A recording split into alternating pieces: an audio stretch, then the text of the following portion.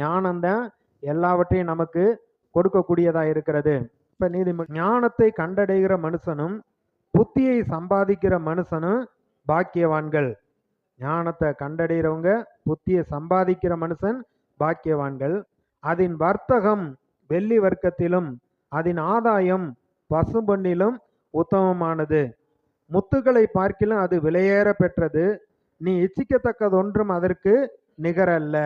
இங்கேயே மறுபடியும் அங்க சொல்லப்பட்டிருக்கிறது, வெள்ளி பொண்ணு முத்துக்களை பார்க்கிலும் ஞானம் சிறந்தது. அதன் வலது கையில் தீர்க்காயுசும் அதன் இடது கையில் செல்வமும் கனமும் இருக்கிறது. அதன் வழிகள் இனிதான வழிகள், அதன் பாதையெல்லாம் சமாதானம்.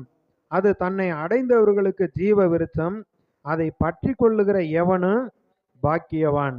அப்ப செல்வத்தை தேடி, கனத்தை தேடி, பதவியை தேடி, நாடி தேடி ஓடி அடுத்தவங்களை கவிழ்த்து விட்டு எப்படியாச்சும் போயிடணும்னு பார்க்குறாங்க. ஆனால் கர்த்தருடைய கரத்தில் அங்கே இருக்கிறது நீடிய ஆயுள். அதாவது கர்த்தருக்கு பயப்படுறவங்களுக்கு தான் அவர் நீடிய ஆயுளை கொடுக்கிறார். இதே அதிகாரத்தில் முதல் 3 வசனங்களை பாருங்க. என் மகனே, என் போதகத்தை மறவாதே, உன் இருதயம் என் கட்டளைகளை காக்க கடவுது. அவைகள் உனக்கு நீடித்த நாட்களையும் தீர்க்க ஆயுசையும் சமாதானத்தையும் பெருக பண்ணும்.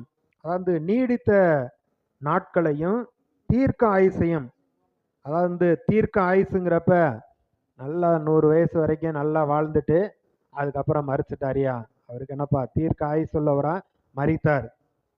ஆனா நீடித்த நாட்கள் அப்படிங்கிறப்ப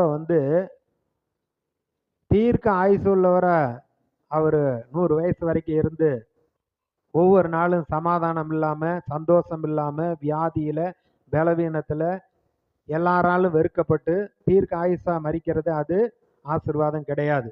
அப்ப தீர்க்க ஆயுசு அப்படிங்கிறப்ப சங்கீதம் 91 கடைசி வசனம் 16வது வசனம் சொல்றாரு, நான் நீடித்த நாட்களால் அவனை திருப்தியாக்கி என் ரட்சிப்பை அவனுக்கு காண்பிப்பேன்.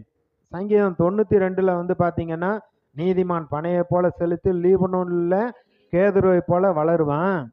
அடுத்து கர்த்தரிடத்துல அவர் உத்தமர் என்றும் அவரிடத்துல அநீதி இல்லை என்று விளங்க பண்ணும்படி அவர்கள் முதிர் வயதிலும் கனிதந்து புஷ்டியும் பசுமையுமாய் இருப்பார்கள்.